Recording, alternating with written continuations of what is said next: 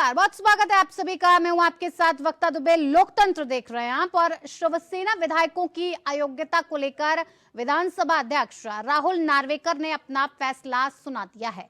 राहुल नार्वेकर ने उद्धव गुट को बहुत बड़ा झटका दिया है। स्पीकर नार्वेकर का फैसला शिंदे गुट के पक्ष में आया है और उद्धव गुट की मांग को स्पीकर ने खारिज कर दिया है। विधानसभा अध्यक्ष ने अपने फैसले में ये बताया कि एकनाथ शिंदे गुट ही असली शिवसेना है। राहुल नार्वेकर ने यह भी कहा कि शिवसेना का 1999 का संविधान ही मान्य है। इलेक्शन कमीशन रिकॉर्ड में सीएम शिंदे गुट असली पार्टी है और उन्होंने चुनाव आयोग के फैसले को ध्यान में रखा है। स्पीकर ने यह भी कहा कि उद्धव गुट की दलील में दम नहीं है, शिवसेना अध्यक्ष को शक्ति नहीं है। उद्धव ठाकरे शिंदे को नेता पद से नहीं हटा सकते थे। कार्यकारिणी की बैठक नहीं बुलाई गई थी। बहुमत का फैसला लागू होना चाहिए था। 2018 का फैसला संविधान के अनुसार नहीं था। स्पीकर ने यह भी बताया कि 34 याचिकाएं दायर की गईं और सुनवाई के दौरान उनके कार्यालय के समक्ष 2.5 लाख पन्नों के दस्तावेज पेश किए गए। करीब 18 महीने पहले शिंदे समेत 39 विधायकों ने तत्कालीन मुख्यमंत्री उद्धव ठाकरे के खिलाफ बगावत कर दी थी और जिसकी वजह से 57 साल पुरानी पार्टी शिवसेना में विभाजन हो गया था और महाविकास अघाड़ी सरकार गिर गई थी। और इस घटना के बाद दोनों गुटों ने एक दूसरे के विधायकों को अयोग्य ठहराने की मांग करते हुए याचिकाएं दायर की थी। इसी पर तमाम खास मेहमान हमारे साथ जुड़ेंगे, चर्चा को आगे बढ़ाएंगे, लेकिन उससे पहले एक रिपोर्ट देखिए।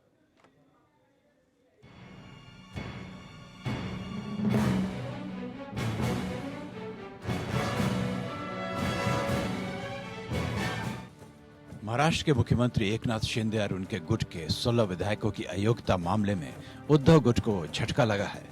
महाराष्ट्र के विधानसभा स्पीकर राहुल नार्वेकर ने अपना फैसला सुना दिया है। स्पीकर ने 6 बिंदुओं पर अपना फैसला सुनाया। इसमें पहला था असली शिवसेना कौन। इस पर सुप्रीम कोर्ट में चले सुभाष देसाई वर्सेस महाराष्ट्र सरकार केस का संदर्भ लेते हुए स्पीकर ने कहा कि शिंदे गुट का दावा है कि उद्धव ठाकरे गुट ने 2018 का संविधान गुपचुप तरीके से लागू किया है। After having considered the submissions advanced by both the parties on the question as to which is the relevant leadership structure for the purpose of determination of the preliminary issue, I have come to the following conclusion. The submission of Mr. Kamath, the jurisdiction under the 10th schedule, only mandates a prima facie adjudication as to what the leadership structure of the political party was at the relevant time, and it does not extend to an inquiry as to whether or not the leadership structure available on the record of the ECI was pursuant to a validly held election is a correct position, and hence I concur with the same. ये निर्णय से जनता का जो mood है, जो जनता देख रही है किस तरीके से नाइंसाफी हुई है, जिस तरीके से एक पार्टी को तोड़ा गया है, आप मान लो ये हो गया है कि आपके घर में चोरी होती है, आप पुलिस स्टेशन जाकर कहते हैं मेरे घर में चोरी हुई है, आप उनको ये बोल देते हैं, पुलिस ये कह देती है कि ये चोरी जो हुई है, जो चोरी का सामान है वो चोरों को बिलोंग करता है, जो ओरिजिनल ओनर है उसको नहीं। आज जो काम हुआ है वही हुआ है इलेक्शन कमीशन के निर्णय से को लेकर, और आज इलेक्शन कमीशन का ये कहना कि हमारे पास ये कोई रिकॉर्डिंग है 2018 के अमेंडेड कॉन्स्टिट्यूशन का। स्पीकर ने कहा उद्धव ठाकरे गुट की तरफ से दिए गए पार्टी के कॉन्स्टिट्यूशन पर तारीख नहीं थी, इसलिए वो मान्य नहीं है। शिवसेना का 1999 का संविधान हमने आधार माना है। 2018 का संशोधित संविधान चुनाव आयोग के रिकॉर्ड में नहीं है, इसलिए हमने 1999 वाले संविधान को आधार माना है। स्पीकर ने कहा कि चुनाव आयोग के रिकॉर्ड में भी शिंदे गुट ही असली शिवसेना है। दरअसल 2019 के चुनाव में शिवसेना ने बीजेपी के साथ गठबंधन कर चुनाव लड़ा था और 56 सीटें जीती थी। 20 जून 2022 में जब शिंदे गुट ने शिवसेना और उद्धव ठाकरे से बगावत की, तब उन्हें 16 विधायकों का समर्थन मिला था, यानी बगावत करने वाले सदस्यों की संख्या 2/3 नहीं थी। ऐसे में उन पर अयोग्यता की तलवार लटक रही थी। अविभाजित शिवसेना के मुख्य सचेतक के रूप में सुनील प्रभु ने शिंदे और अन्य 15 विधायकों के खिलाफ विधानसभा सदस्यता से अयोग्य ठहराए जाने का नोटिस दिया। शिंदे गुट के बागी विधायक सुप्रीम कोर्ट पहुंचे। इस बीच शिंदे गुट के विधायकों की संख्या 40 हो गई, यानी पहले जब बागी विधायकों को नोटिस दिया गया तब उनकी संख्या सिर्फ 16 थी। उसके बाद और विधायकों के साथ आने से कुल बागी विधायकों की संख्या 40 हो गई। सुप्रीम कोर्ट ने इस संबंध में स्पीकर को फैसला लेने के लिए 31 दिसंबर 2023 तक का समय दिया, लेकिन उससे कुछ दिन पहले ही 15 दिसंबर को शीर्ष अदालत ने 10 दिन की मोहलत दे दी। ऐसे में फैसला लेने के लिए 10 जनवरी की नई तारीख तय की गई। स्पीकर ने शिवसेना के दोनों गुटों शिवसेना उद्धव और शिवसेना शिंदे गुट के विधायकों की सुनवाई पूरी की और इसे रिव्यू के लिए कानूनी जानकारों के पास भेजा। इस बीच शिवसेना ने शिंदे गुट को असली शिवसेना मानते हुए चुनाव चिन्ह धनुष बाण देने का फैसला किया। शिंदे गुट का तर्क था कि उसे 2/3 से ज्यादा 40 विधायकों का समर्थन है, जबकि उद्धव गुट ने पहले 16 और फिर दूसरे बागी विधायकों को नोटिस जारी किए थे। ऐसे में उनका कहना है कि शिंदे गुट के समर्थन में एक साथ 2/3 बागी विधायक एक साथ नहीं गए। ऐसे में इन पर दल बदल कानून लागू नहीं होता है। संविधान की 10वीं अनुसूची में दल बदल विरोधी कानून को शामिल किया गया है। इस कानून का मुख्य उद्देश्य भारतीय राजनीति में दल बदल की कुप्रथा को समाप्त करना है। कानून के अनुसार सदन के स्पीकर के पास सदस्य को अयोग्य करने की शक्ति है। अगर स्पीकर के दल से संबंधित कोई शिकायत प्राप्त होती है तो सदन द्वारा चुने गए किसी अन्य सदस्य को इस संबंध में निर्णय लेने का अधिकार है। इसके अलावा कानून में कुछ ऐसी विशेष परिस्थितियों का भी जिक्र है जिनमें दल बदल पर भी अयोग्य घोषित नहीं किया जा सकता। दल बदल विरोधी कानून में एक राजनीतिक पार्टी को किसी अन्य राजनीतिक पार्टी में या उसके साथ विलय करने की अनुमति दी गई है, बशर्ते कि उसमें कम से कम 2/3 विधायक विलय के पक्ष में हो। ऐसे में ना तो दल बदल रहे सदस्यों पर कानून लागू होगा, ना ही राजनीतिक पार्टी पर सदस्य को इस कानून से छूट प्राप्त है। फिलहाल स्पीकर के फैसले के बाद उद्धव गुट अयोग्य घोषित हुआ है। ये अयोग्य गुट 30 दिन के अंदर हाई कोर्ट या सुप्रीम कोर्ट में अपील कर सकता है। कोर्ट ने फैसले पर रोक लगाई तो राहत मिल सकती है। स्पीकर नार्वेकर ने यह बताया कि एनसीपी के विधायकों की अयोग्यता याचिकाओं पर 30 जनवरी तक फैसला देने का प्रयास किया जा रहा है। शरद पवार की पार्टी एनसीपी में जुलाई 2023 में बगावत हुई थी और डिप्टी स्पीकर अजीत पवार के नेतृत्व में विधायक शिंदे के नेतृत्व वाली सरकार में शामिल हो गए। अब माना जा रहा है कि शिंदे गुट को राहत मिलने के बाद अजीत पवार गुट को भी राहत महसूस हो रही होगी। Bureau report, APN.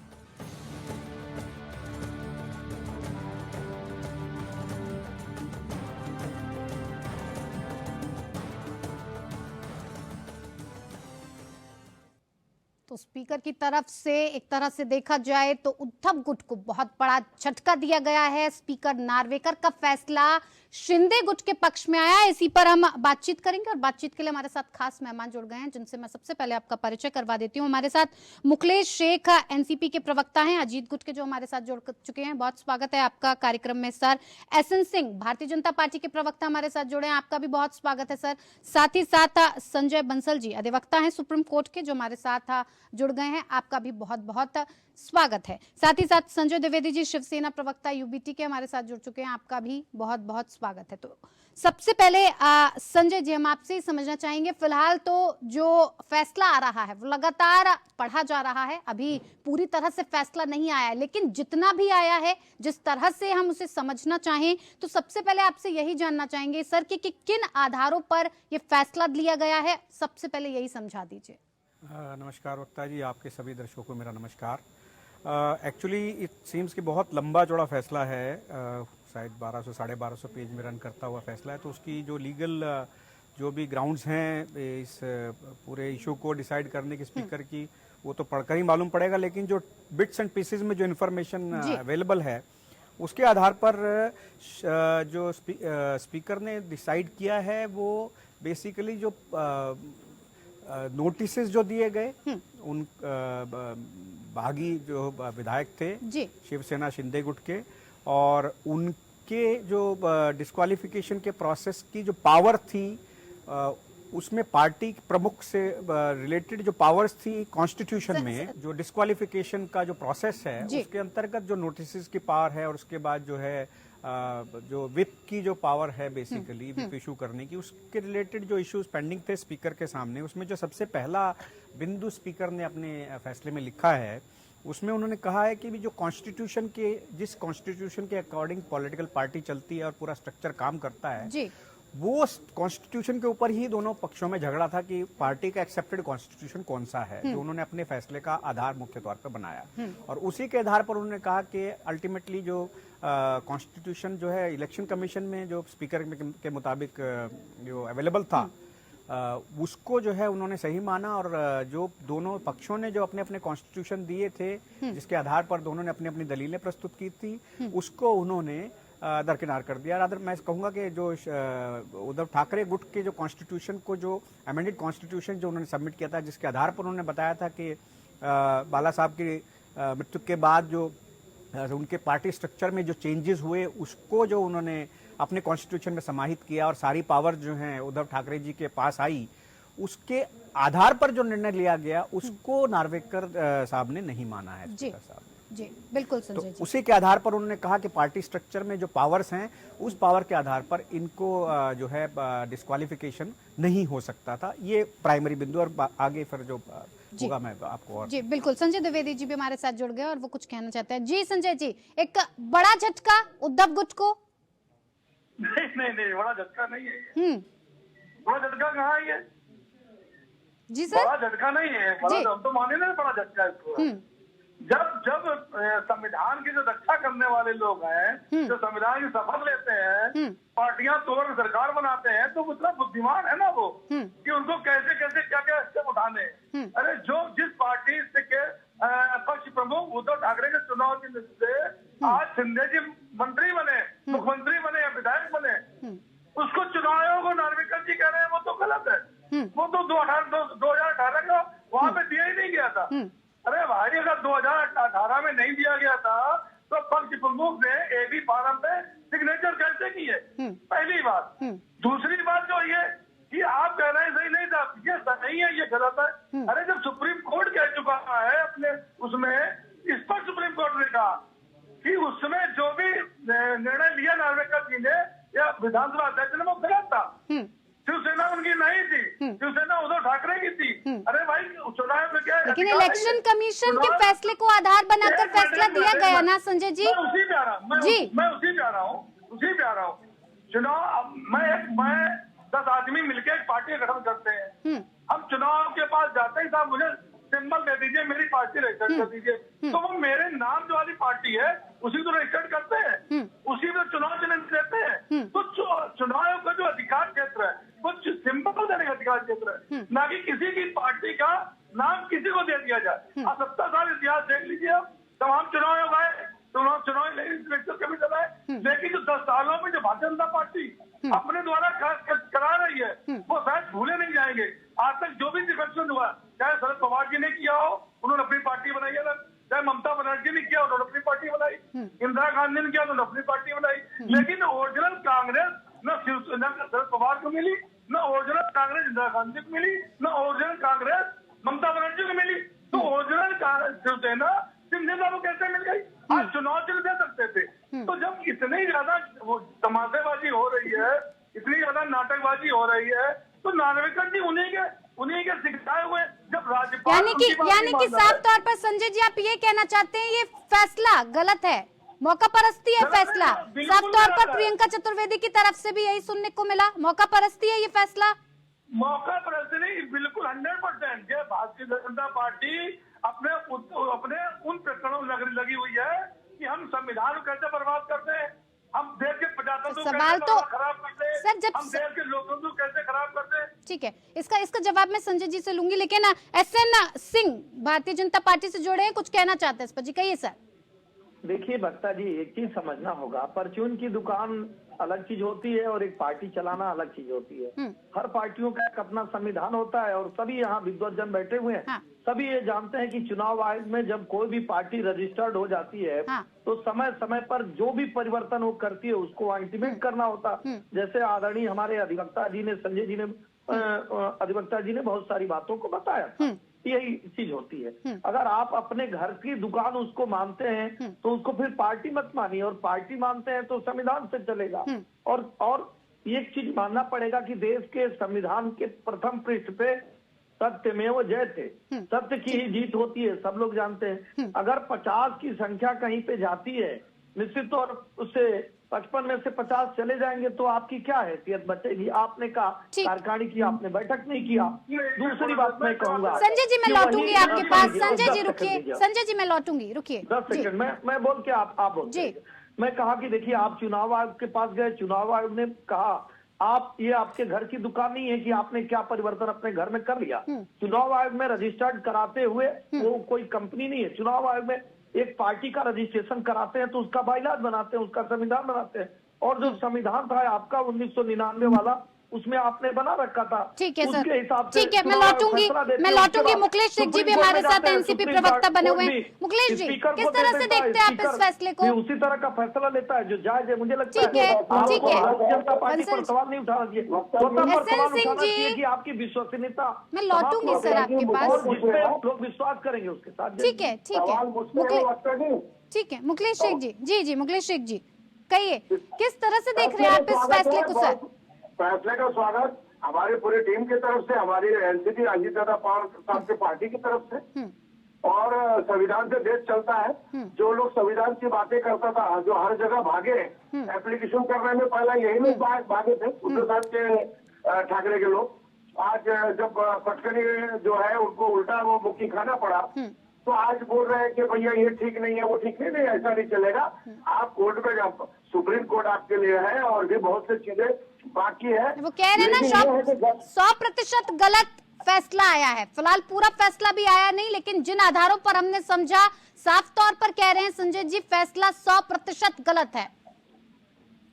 Mukesh ji, देश चलता है संविधान से ही देश चलता है। संजय जी के और मेरे कहने से देश नहीं चलेगा। और कानून के दायरे पे देखिए, नागरिक जी ने फैसला सुनाया है, उनका स्वागत हमारे अजीत दादा पवार साहब की पार्टी स्वागत करती है कि आगे जो है इसके अंदर हम मिलजुल के काम करेंगे, विकास के तौर पे भारत देश को ले जाएंगे मोदी जी के नेतृत्व से। ठीक है संजय बंसल जी, जिस तरह अभी संजय द्विवेदी जी ने कहा, कितना इत्तेफाक रखते हो उस बात से? क्या इस तरह जो चीजें उन्होंने उठाई कि संविधान के तौर तरीकों के हिसाब से ही चला गया, लेकिन जब स्पीकर का हम वर्डिक्ट देखते हैं, जिस तरह से उनका फैसला सामने आया, उसे देखते हैं तो कहीं ना कहीं लगता है कि संवैधानिक तौर पर उद्धव गुट उस तरह से काम नहीं कर रहा था जिस तरह से करना चाहिए था। वही सवाल स्पीकर ने भी उठाया कि उद्धव नेतृत्व संवैधानिक नहीं था। देखिए, जो बहुत सारी मैंने ऑब्जर्वेशंस बताए, उसमें एक ऑब्जर्वेशन या एक डिस्प्यूट जो है दोनों फैक्शंस के बीच में जो स्पीकर के सामने था, वो ये भी था कि किसका क्लेम माना जाए, किसका कॉन्स्टिट्यूशन माना जाए। तो जो उद्धव ठाकरे का फैक्शन था, उन्होंने एक अमेंडेड कॉन्स्टिट्यूशन सबमिट किया था जी अपनी दलीलों के साथ, और उसके आधार पर उन्होंने अपने फैसले को जस्टिफाई किया था कि ये हमारा पार्टी स्ट्रक्चर है और इस स्ट्रक्चर के आधार पर हमने जो बागी गुट था शिंदे का, उसको हमने जो है नोटिस दिए, उनको जो है डिस्क्वालिफिकेशन के लिए एप्लीकेशन दिया।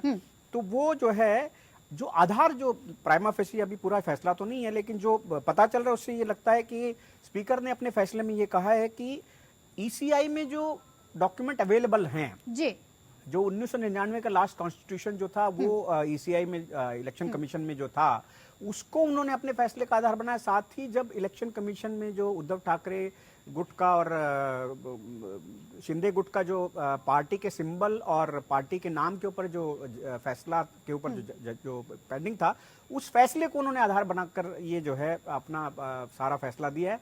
वो ईसीआई का वो डिसीजन भी अभी एमिनेबल टू अपील है, और दूसरा जो है ये फैसला तो डेफिनेटली अभी चैलेंज होने के लिए बिल्कुल तत्पर है। जी कहिए संजय द्विवेदी जी। देखिए, अभी मुखलेश जी ने एक बड़ी अच्छी बात कही कि आप कोर्ट को नहीं मानेंगे, इसको नहीं मानेंगे। आप कोर्ट का जो जजमेंट आया है, अगर उद्धव जी इस्तीफा न दिए होते तो उद्धव जी को दोबारा पुनः मुख्यमंत्री बना दिया जाता, पहली की बात। दूसरी बात, उन्होंने स्पष्ट नार्वेकर जी के फैसले को अवैध ठहराया था। उन्होंने कहा, उन्होंने जो उद्धव ठाकरे ने जो जारी किया थी, वो ओके है, उसी के आधार पे आपको निर्णय देना है। मैं विवाद नहीं कह रहा हूँ, मैं क्या कह रहा हूँ कि अगर संविधान उनके पास नहीं था, जैसा उन्होंने कहा, चाहे चुनाव हो चाहे नार्वेकर जी हो, तो पक्ष प्रमुख उद्धव ठाकरे उन्होंने एज ए पक्ष प्रमुख सिग्नेचर कैसे करने दिया अभी भारत में, और उन्होंने सिग्नेचर करके ही शिंदे से लेके जो 55 जो भी लोग खड़े हुए थे, जो कि हमें सीटें मिली थी, उन सब में जो हारे हैं उन सबको एबी फार्म माने उद्धव सिंह ठाकरे ने उपलब्ध कराए थे। तो अगर उद्धव सिंह ठाकरे ने उपलब्ध कराए थे और संविधान जो जब परिवर्तन हुआ था उसके बाकायदा मीटिंग हुई थी, उसका वीडियो बना था, वो वीडियो चुनाव को गया था, कापियां रजिस्टर्ड। ठीक है, मैं इसको लेकर लौटूंगी। मुकेश जी जवाब दे दीजिए इसका फटाफट से, मुझे ब्रेक के लिए जाना है। देखिए मसला ये है, अभी त्रिवेदी जी ने जो संजय त्रिवेदी साहब सीनियर प्रवक्ता है, उद्धव साहब ठाकरे के वफादार एक बहुत मतलब मानने वाले पार्टी के बड़े वरिष्ठ नेता है, उन्होंने कहा कि संख्या से तो प्राइम मिनिस्टर मोदी जी बने ना भारत देश से। अरे संख्या आपके पास नहीं है, लोग सब चले गए, एमपी आपके चले गए, फिर आप संविधान के पास गए, नए मांगने कानून में गए, वहां भी आपको हर चीज को जो है आपके खिलाफ जा रहा है। तो कहीं ना कहीं आपको तो हार मानना पड़ेगा, कहीं ना कहीं तो आपको ये समझना पड़ेगा कि हर कोई बिकाऊ नहीं है, हर चीज जो है अपने मन मर्जी से फैसला हो नहीं सकता है। देश के अंदर सच्चा है और सच्चाई चलते रहेगा। बाबा साहब अम्बेडकर के संविधान से देश चलता है, कानून से ही सब कुछ, जो कानून के आगे किसी का नहीं चलता है। तो ये ख्याली पूरा बनाना कि भाई सरकार गिरेगी, हम आएंगे, फिर सरकार बनाएंगे, तो ये सब चीजें नहीं चलता है। क्या उद्धव साहब ठाकरे जी की तरफ से ही उनके कुछ लोग हैं उनकी पार्टी में, वही ले जाके उद्धव साहब ठाकरे को आगे बलि का बकरा बनवा रहे हैं, अंदर रह रहे के शिंदे साहब को सारे जानकारी दिया जा रहा है, बीजेपी के टच में है, हमारे एनसीपी के टच में, वो लोग मिलकर इनको जो है मिसगाइड और इनको जो खाना खराब करने का काम, चंद लोग उसके अंदर अतिथि बचा है, उनको तलाश करे पहले, तो आपको जो है आगे जाने का रास्ता मिलेगा। जी मुकेश जी, कृष्णा हेगड़े शिवसेना प्रवक्ता हैं जो हमारे साथ शिंदे गुट से हैं, जुड़ चुके हैं। बहुत स्वागत है आपका एक बार हमारे कार्यक्रम में। और प्रखर सिंह कांग्रेस के प्रवक्ता हैं, हमारे साथ जुड़े हैं, आपका भी बहुत स्वागत है। एसएन सिंह बीजेपी के प्रवक्ता हमारे साथ बने हुए हैं, और संजय बंसल जी अधिवक्ता सुप्रीम कोर्ट के हैं, वो भी हमारे साथ बने हुए हैं। संजय जी, ब्रेक पर जाने से पहले आप कुछ कहना चाहते थे, उसे कंप्लीट कर लीजिए तो मैं आगे बढ़ूं। जी बेसिकली जो डिस्प्यूट जो था ना, वो बेसिकली दो पार्ट में है। पहला डिस्प्यूट कि पार्टी का पॉलिटिकल स्ट्रक्चर क्या है, और जो असेंबली में जो अपने नाम से तो चुनाव में रजिस्टर कराने की जरूरत ही नहीं पड़ेगी। अगर भारतीय जनता पार्टी का विचार है ये कि साहब विधायक इधर आ जाए, तो उनसे हम पार्टी के नाम बदल देंगे। तो जो हमारा जो संविधान बना है चुनाव आयोग में, उस चुनाव की जरूरत नहीं है। सर आप सुन भी तो लीजिए कि संजय बंसल जी क्या कुछ कहना चाह रहे हैं। कानूनी तौर पर ही वो समझा रहे हैं संजय जी आपको कि वो आखिर कहना क्या चाह रहे हैं। सर शायद मुझे लगता है आपको कंफ्यूजन हो गया। संजय बंसल जी से मेरे ये सवाल है, फिर मैं आपके पास लौटूंगी। द्विवेदी जी जी, मैं ये बता रहा था कि पार्टी का जो स्ट्रक्चर है, पार्टी की जो वर्किंग है, वो पार्टी के कॉन्स्टिट्यूशन के हिसाब से होती है। हाँ। और जैसा संजय जी ने अभी सवाल थोड़ी देर पहले उठाया था कि वो जो असेंबली में जो चुनाव करके जो लोग गए हैं, वो उसी पार्टी स्ट्रक्चर के द्वारा दी गई टिकट के आधार पर चुनाव में प्रक्रिया में पार्टिसिपेट करके ही पार्ट बने हैं। उसके बाद जो इनर असेंबली जो वर्किंग है, वो बिल्कुल अलग, उसके लिए कायदे कानून है, वो अलग ही सेट ऑफ रूल्स हैं जिनके थ्रू जो है पूरा प्रोसेस चलता है। एंटी डिफेक्शन लॉ भी उसी पे ही लागू होता है और वहीं से ही स्पीकर की पावर्स आती हैं। वो बिल्कुल अलग सेटअप है। इस फैसले में जो मोटा मोटी जो समझ में आता है, वो स्पीकर महोदय ने जो इलेक्शन कमीशन का पार्टी कौन सी असली है कौन सी नकली है, उसके जो उन्होंने जस्टिफिकेशन दिए थे, उसको उन्होंने अपने इस फैसले में योग्यता और अयोग्यता का जो प्रोसेस जो हुआ है, उसको शायद उन्होंने शामिल कर लिया है। जी बिल्कुल संजय जी। कृष्णा हेगड़े जी, क्या लग रहा है आपको, जिस हिसाब से ये पूरा फैसला आया है, किस तरह से आप इस फैसले को देख रहे हैं? एक बड़ी जीत शिंदे गुट के लिए। लगातार इस असमंजस में थे कि क्या होगा क्या नहीं होगा, फैसले की घड़ी आने वाली है, लेकिन जीत हासिल हुई। देखिए, सबसे पहले मैं सम्माननीय स्पीकर साहब का जो डिसीजन है उसको वेलकम करता हूँ। जो हमारी सरकार है उसको कभी तकलीफ नहीं थी, क्योंकि 288 से लेके हमारे पास आज भी 220 विधायक हमारे पास है। 67% जो हमारा स्ट्रेंथ है एमएलएस में, और 75% जो एमपीज है वो हमारे साथ है, तो हमको कोई तकलीफ थी नहीं। लेकिन फिर भी क्योंकि हमारे सम्मानीय स्पीकर जी ने एक बहुत अच्छा ऑब्जर्वेशन किया कि ये जो लोग हैं, ये ना संविधान पे विश्वास करते हैं, ना खुद के पार्टी के संविधान पे विश्वास करते हैं, ये पार्टी मनमानी के हिसाब से चलाते हैं, इनको सम्मानीय सुप्रीम कोर्ट पर विश्वास नहीं है, सम्मान्य सुप्रीम कोर्ट के डिसीजन पे विश्वास नहीं है, उनको इलेक्शन कमीशन पे के डिसीजन पे विश्वास नहीं है, इनको सम्मान्य स्पीकर के जो डिसीजन है उस पे भी विश्वास नहीं है, तो हम ऐसे लोगों के बारे में क्या कह सकते हैं? जो 2019 में हम गए थे हिंदुत्व के नाम पे नरेंद्र मोदी जी को नेता मानकर और बाला साहब की आइडियोलॉजी पे महाराष्ट्र के जनता के सामने, और हमने हिंदुत्व के नाम पे वोट मांगा। उसके बाद जीतने के बाद उद्धव जी गए कांग्रेसी, अभी उनका पूरा कांग्रेसीकरण हो गया है। उद्धव जी ने अभी कांग्रेस के साथ हाथ मिलाकर, मुझे पता नहीं अभी वो सोच रहे कि फिर से कांग्रेस के पास जाएंगे के साथ महाराष्ट्र की जनता के सामने जाएंगे और बोलेंगे भाई मैं हिंदू नेता हूँ, मुझे वोट दे दो। ऐसा महाराष्ट्र की जनता बेवकूफ नहीं है, वो समझती है कि 2.5 साल इनकी जो सरकार थी वो वसूली सरकार थी, एकनाथ शिंदे जी की सरकार है, वो काम करने वाली सरकार है। अभी 1.25 साल में हमने जो काम महाराष्ट्र की जनता के लिए किया, लोकहित और जनहित में, सभी जो एजुकेशन में, इंफ्रास्ट्रक्चर में, किसानों के लिए, युवाओं के लिए, गरीबों के लिए, महिला वर्ग के लिए, सभी के लिए हमने काम किया, वो महाराष्ट्र की जनता देख रही है और हमारे साथ है। 2024 में बीजेपी, हम और अजय दादा पवार की जो पार्टी है वो साथ में मिलकर वापस जनता के सामने जाकर फिर से बहुमत से जीतेंगे। ठीक है हेगड़े साहब, हमारे साथ प्रखर जी भी। प्रखर जी, इस फैसले का कितना फर्क पड़ेगा आने वाले लोकसभा चुनाव में? क्योंकि अभी कुछ वक्त पहले उद्धव ठाकरे ने साफ तौर पर जब बातचीत हुई तो इस बात को कहा कि 23 सीटों पर वो लड़ेंगे क्योंकि जो मजबूत हैं, लेकिन अब जब ये फैसला आया है तो इसका क्या कुछ प्रभाव पड़ सकता है? आपको लगता है ये फैसला कहीं ना कहीं बीच में आड़े आएगा? देखिए, कोई भी पार्टी उसकी कार्यकर्ताओं से बनती है, उसके संगठन से बनती है। आज विधायक है, कल कहीं और चले गए, इसका मतलब ये नहीं पार्टी पर कोई डैमेज हो जाएगा। मुझे लगता है वोटरों ने शिवसेना को वोट दिया था, तो शिंदे जी को वोट नहीं दिया था। दूसरी चीज, ऐसे ही मैं एग्जाम्पल दे सकता हूँ, सन 2004 में उत्तर प्रदेश में ऐसी घटना हुई थी, बसपा के विधायक तोड़ करके सपा में चले गए। क्या हुआ? 2007 में पूर्ण बहुमत के साथ बसपा सरकार में आई। वैसे ही अब शिंदे गुट कुछ भी कर ले, मुझे लगता है कि लोग शिवसेना जो उद्धव ठाकरे जी थे उससे आप, यानी कि इसका कोई फर्क नहीं पड़ेगा? मुझे नहीं लगता। पार्टी लोग, देखिए, जनता, लोकतंत्र में जनता ही जनार्दन होती है, जनता तय करती है। अगर वो बीजेपी के लोग बोलते हैं कि बीजेपी की वजह से इतनी सीटें आई, अगर इतनी मजबूत बीजेपी थी तो फिर क्यों शिवसेना से उन्होंने गठबंधन किया था, क्यों उनको जोड़ा था? हर पार्टी का अपना एक वोट होता है, दो पार्टी मिलकर कंबाइंड होकर के ज्यादा वोट हो जाता है। ठीक है प्रखर जी, ठीक है प्रखर जी। एसएन सिंह जी कुछ कहना चाह रहे हैं? जी सर, कहिए सर।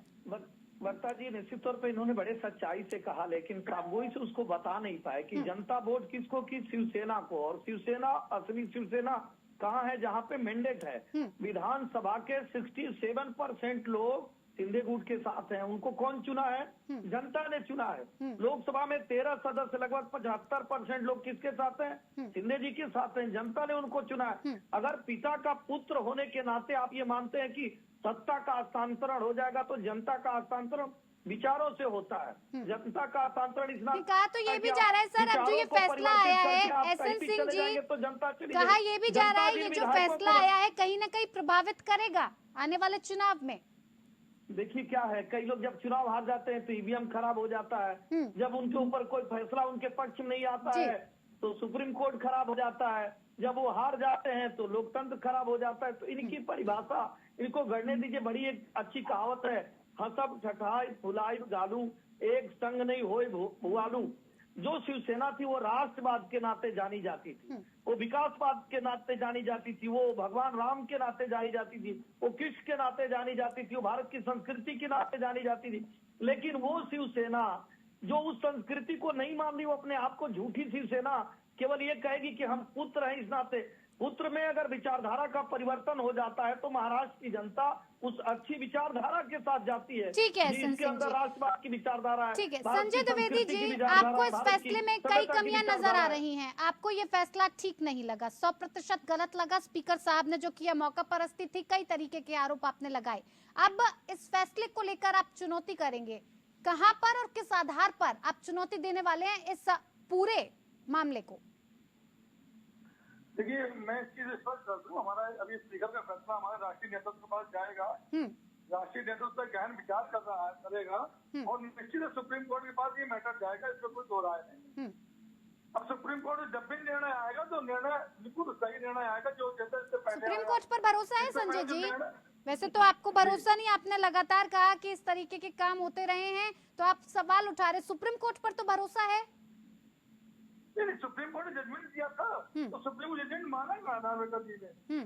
सुप्रीम कोर्ट ने जो जजमेंट दिया था जिसमें नार्वेकर जी के उन्होंने खिलाफ जजमेंट दिया था उसको नहीं माना, कोई बात नहीं भाई, हम नहीं लड़ सकते ना। लेकिन अभी हमारे बीजेपी प्रवक्ता एक बात कह रहे थे, बड़ी अच्छी बात कह रहे थे कि जनता ही देखती है। तो अभी तक महाराज में जितने चुनाव हुए हो 28 साल पुराने जहाँ से विधायक का जीत रहा था, उनके मरने के बाद उनकी वाइफ खड़ी हुई और वो नहीं जीत पाई। ठीक है सर, ठीक है, हम संजय बंसल जी से समझ लेते हैं कि किस आधार पर आप चुनौती दे सकते हैं सर, कानूनी तौर पर। जो आपने सवाल किया था कि सुप्रीम कोर्ट को तो मानेंगे, सुप्रीम कोर्ट किसी के मानने या ना मानने के आधार पर नहीं चलती। सुप्रीम कोर्ट की कॉन्स्टिट्यूशनल ड्यूटीज हैं और कॉन्स्टिट्यूशनल एनफोर्समेंट की पावर्स हैं, तो वो उसके आधार पर काम करती है। किसी के मानने ना मानने से सुप्रीम कोर्ट को कोई फर्क नहीं पड़ता। दूसरी बात जो है, जो रास्ता जो अवेलेबल होगा अब शिवसेना के उद्धव ठाकरे गुट को, डेफिनेटली वो जैसे ही उनको कॉपी मिलेगी स्पीकर की, उसको जो है वो अपना एग्जामिन करके लीगल ओपिनियन लेके उसके खिलाफ जो है चाहे तो हाई कोर्ट में या मोस्ट प्रॉब्ली सुप्रीम कोर्ट में, क्योंकि ऑलरेडी इशू पेंडिंग है सुप्रीम कोर्ट में। इनफैक्ट 3 दिन पहले उन्होंने पिटीशन एक फाइल किया, अप्रोच किया सुप्रीम कोर्ट को, जिसमें उन्होंने कहा है कि स्पीकर जो है लास्ट आवर पे जाके जजमेंट से पहले जो है चीफ मिनिस्टर से मिले हैं और उससे जो है ये शक होता है कि ये फैसला जो है प्रभावित होगा। सर, इस पर मैं ये सवाल भी करना चाहूंगी कि ये नवाम रेबिया केस को भी इसमें उठाया गया था, कहा गया था कि अगर स्पीकर के खिलाफ अविश्वास प्रस्ताव है तो वो विधायकों की अयोग्यता पर फैसला नहीं कर सकते हैं। अब वो फैसला दे रहे हैं सर, कैसे? नवाम रेबिया के बारे में बहुत सारी पॉजिटिव और नेगेटिव जो है वो ऑब्जर्वेशंस है। वो नवाम रेबिया तो बेसिकली अब कॉन्स्टिट्यूशन बेंच को, लार्जर बेंच को रेफर हुआ है। उसमें जो आर्गुमेंट है कि जो स्पीकर के, क्योंकि स्पीकर के खुद की एग्जिस्टेंस जो है डिस्प्यूट में है, उनको नोटिस दिया गया रिमूवल का या उनके खिलाफ जो है नो कॉन्फिडेंस अगर है तो वो जो सदस्य हैं उनके खिलाफ फैसला नहीं कर सकते। वो बड़ा ही इनॉक्सियस सा बड़ा आर्गुमेंट हो जाता है, क्योंकि कोई भी सदस्य जिसको की प्रॉब्लम है उनके फैसले से वो जो है एक नोटिस दे देगा और वो जो है फैसला करने से जो है अयोग्य साबित हो जाएंगे। तो बड़ा ही इस बारे में सुप्रीम कोर्ट अभी अपना विचार जो है प्रकट करने के लिए वो अभी पेंडिंग है कॉन्स्टिट्यूशन बेंच में। बिल्कुल। तो संजय बंसल जी, लगता है कि जो स्पीकर का फैसला है उसे चुनौती दी जा सकती है, क्या फैसला न्यायिक समीक्षा के अधीन हो सकता है? जी बिल्कुल, मेरे हिसाब से लगता ये है कि आर्गुमेंट ये हो रही है कि पॉलिटिकल कन्वीनियंट फैसला है और उसमें जो है प्रॉपर अप्रिसिएशन ऑफ लॉ नहीं है या लॉ की इंटरप्रिटेशन की जरूरत है, जिसमें बहुत सारे जो प्रोविजंस हैं रिप्रेजेंटेशन ऑफ पीपल एक्ट के या जो है स्पीकर की पावर्स के, उन सब पर जो है डेफिनेटली एक फाइंडिंग आनी अभी जो है पेंडिंग है सुप्रीम कोर्ट से या दूसरी किसी कोर्ट से अप्रोप्रिएट अथॉरिटी। ठीक है जी। संजय जी, क्या कुछ कहना चाह रहे हैं आप? संजय द्विवेदी जी। जी देखिए, मैं कहना चाह रहा हूँ कि जो चल रहा है इसमें देश में क्या चल रहा है, देश में सरकार जो चल रही है उनको तोड़ के सरकार बना लीजिए। तो ये जो तरीके जो हैं और उसमें अपने तरीके लगाए जा रहे हैं, तो ये इस तरह की जो सरकारें तोड़ सरकार बनाई जा रही है तो प्रजातंत्र और लोकतंत्र कहाँ रहा? इस तरह की जो सरकारें बनाते हैं, भाई 2.5 साल तक संजय जी को नहीं मालूम था कि उन्होंने एबी फार्म उद्धव ठाकरे से लिया, 2.5 साल तक मुख्यमंत्री रहे और 2.5 साल बाद उनको याद आया। भाई वो तुरंत जैसे वो तो सवाल कई वक्त उस वक्त भी उठाया गया था संजय जी कि राष्ट्रीय कार्यकारिणी सुनती ही नहीं है, बातों को कई बार उठाया गया, उनकी सुनवाई नहीं होती है। मेरी बात सुन लीजिए। सुनाइए सर, सुन रही हूँ। उद्धव ठाकरे जब फैसला लिया उसमें संजय जी मौजूद थे, उनके सामने बाकायदा फैसला लिया गया जिसके साथ विरोध करता नहीं है, पूरी कार्यकारिणी बैठी थी, लेकिन 2.5 साल तक बनाई था दी, समझ में आ गया। अब जब उद्धव उनकी सेटिंग हो गई बीजेपी से तो अपने 2.5 साल बाद चले गए अपना विधायकों को लेके, क्योंकि ईडी की जो बात कर रहे हैं कानून की, जो भारत हिंदू राष्ट्र है बीजेपी के, इनके ऊपर केस चल रहे थे, चाहे वो सांसद जो गए उनके ऊपर, चाहे इनके ऊपर, जिनके विरोध मसूरी सरकार की बात कर रहे हैं, मसूरी सरकार की जिम्मेदारी आई लोग से। सर, जो संवैधानिक का सवाल उठ रहा है संजय जी, चलिए एक बात को साफ कर दीजिए, संजय द्विवेदी जी। शिवसेना अध्यक्ष ने कहा कि शिवसेना अध्यक्ष को ये शक्ति नहीं है कि उद्धव ठाकरे शिंदे को नेता पद से हटाएं। जब कार्यकारिणी की बैठक नहीं बुलाई गई तो बहुमत का फैसला ही लागू होना चाहिए ना, इसे भी तो समझाइए सर। कार्यकारिणी की बैठक बुलाई है, कब बुलाई गई है? वो झूठ बोल रहे हैं स्पीकर साहब। तो ना नहीं, देखिए भक्ता जी मेरी बात सुनिए ना भाई, अगर स्पीकर जी के दिमाग में होता कि हमको निष्पक्ष फैसला देना है तो बहुत चीजें सुनते हैं। वो सुप्रीम कोर्ट जजमेंट पाते हैं तो सुप्रीम कोर्ट जजमेंट दिया अपना, जिसमें उन्होंने कहा वो तो ठाकरे इस्तीफा ना देते तो हमको दोबारा बना, वो जजमेंट पढ़ते नहीं पढ़ा उन्होंने। तो जब निष्पक्ष नहीं है तो उसमें हम उनसे बात क्या कर सकते हैं? ठीक है, ठीक है। देखिए संजय बंसल जी, मैं लगातार इस बात को नोट कर रही हूँ कि अगर राज्यपाल हूँ और स्पीकर हूँ, जब इस तरीके के फैसले आते हैं, हमने 1000 बार देखा है, जब भी इस तरीके के फैसले जिसके भी विपक्ष की पार्टी के आए या पक्ष की पार्टी के खिलाफ आते हैं, तो एक ही सवाल उठाया जाता है कि निष्पक्षता कहीं ना कहीं फैसले में नजर नहीं आई। अगर राज्यपाल और स्पीकर इस तरह से निष्पक्ष नहीं रहेंगे, पक्षपाती रहेंगे, आपको क्या लगता है ये जो पॉलिटिकल पार्टीज हैं क्या करेंगी? और क्या ऐसा होता है कि राज्यपाल और स्पीकर अपने कार्य को छोड़कर निष्पक्ष और पक्षपाती रवैया अपना सकते हैं? सर देखिए, मैं एक जनरल कोई टिप्पणी तो नहीं करना चाहूंगा, क्योंकि देखिए बहुत सारे राज्यपाल हैं और बहुत अच्छा काम करने वाले राज्यपाल भी हैं, पॉलिटिकल पार्टी से गए हुए लोग हैं, पॉलिटिकल पार्टीज, पॉलिटिकल एस्टेब्लिशमेंट या सरकार के द्वारा अपॉइंटेड राज्यपाल बहुत अच्छा काम कर रहे हैं। पर पर्टिकुलरली इस केस में अगर मैं रेफरेंस के तौर पर यूज करूं तो सुप्रीम कोर्ट ये लास्ट जजमेंट है वो काफी क्लियर है। उसमें जो राज्यपाल की जो अधिकार हैं जो कॉन्स्टिट्यूशन ने परिभाषित किए हैं, उन राज्यपाल के अधिकारों का दुरुपयोग हुआ है। ये सुप्रीम कोर्ट ने होल्ड किया है कि कोश्यारी जी ने जब उस वक्त जो पॉलिटिकल स्क्वेबल चल रहा था महाराष्ट्र में, जिसमें कि पॉलिटिकल पार्टी का झगड़ा था, उसको उन्होंने फ्लोर ऑफ द हाउस पे जो है सेटल करने की जो कोशिश करी, वो बिल्कुल ही कॉन्स्टिट्यूशन के विरुद्ध के काम था। इसीलिए जो नो कॉन्फिडेंस की वोट उन्होंने कॉल करी वो गलत थी। और इसी संदर्भ में शायद संजय जी बता रहे हैं कि वो अगर उस वक्त सरकार उद्धव ठाकरे की गिरती नो कॉन्फिडेंस की वजह से, तो सुप्रीम कोर्ट हो सकता है, बहुत प्रोबेबल है कि वो उसको रेस्टोर कर सकती थी। ठीक है, एसएन सिंह जी, इस पर मैं आपकी प्रतिक्रिया चाहूंगी। सर जी, देखिए अच्छी बात इन्होंने कहा, निश्चित तौर पे जिससे जाके ये लोग मिल गए हैं उसका चरित्र ही ऐसा रहा। इस देश में 90 बार जब राष्ट्रपति शासन लगाया गया तो वो इसी नाते लगाया गया कि उनको अपना मनमानीपना करना था। लेकिन इस समय मोदी जी के नेतृत्व में जनता की चुनी हुई सरकार पारदर्शी सरकार है, ईमानदार सरकार है, जवाबदेह सरकार है। और मुझे लगता है कि जब जनता की चुनी हुई सरकार होती है तो वो ऐसा कार्य करती है जिससे वो जनता के विश्वास को जीत सके, और जनता के भरोसे को जीतता है। वही 2014 में, 2019 में, पुनः 2024 में। ठीक है एसएन सिंह जी, वक्त की कमी है सर, ज्यादा वक्त नहीं दे पाऊंगी। प्रखर सिंह जी, आपकी जाते जाते प्रतिक्रिया इस पर चाहूंगी। देखिए हम सुनते थे कि स्पीकर का पद होता है वो बायस्ड होता है, मगर आजकल एक्शन देखे तो लगता है कि कुछ और बात है। मैं आपको एग्जाम्पल देता हूँ, लोकसभा का एग्जाम्पल देता हूँ। लोकसभा में आप देख लीजिए, संजय सिंह को जिस बात पर सस्पेंड किया जाता है, वही रमेश बिदुड़ी जैसे शब्दों का प्रयोग किया, उन पर आज तक कोई एक्शन नहीं लिया गया। आप देखिए, जिस सांसद ने पास बनाया था, जिसकी वजह से संसद पे ऐसी घटना हुई, उस पर आज तक कोई एक्शन नहीं लिया गया। 100 के ऊपर जो विपक्ष सांसद है उनको सस्पेंड कर दिया जाता है। तो ये देख कर देखिए बाइसनसी लगती है। ठीक है सर, ठीक है सर। प्रखर जी, ज्यादा वक्त नहीं दे पाऊंगी मैं। कृष्णा हेगड़े जी हमारे साथ जुड़े हुए हैं? नहीं, कृष्णा जी हेगड़े जी हमारे साथ इस वक्त नहीं जुड़े हुए हैं। खैर, फिलहाल बहुत बहुत धन्यवाद आप सभी मेहमानों का हमारे साथ इस खास पेशकश में जुड़ने के लिए, चर्चा को और बेहतर बनाने के लिए। तो उद्धव गुट को बड़ा झटका दिया गया है। स्पीकर नार्वेकर का फैसला शिंदे गुट के पक्ष में आया जरूर है, लेकिन अब उद्धव गुट इस पूरे फैसले को लेकर सुप्रीम कोर्ट जा सकता है। इस फैसले को, यानी कि स्पीकर के फैसले को, सुप्रीम कोर्ट में चुनौती दे सकता है। लोकतंत्र में फिलहाल इतना ही। नमस्कार।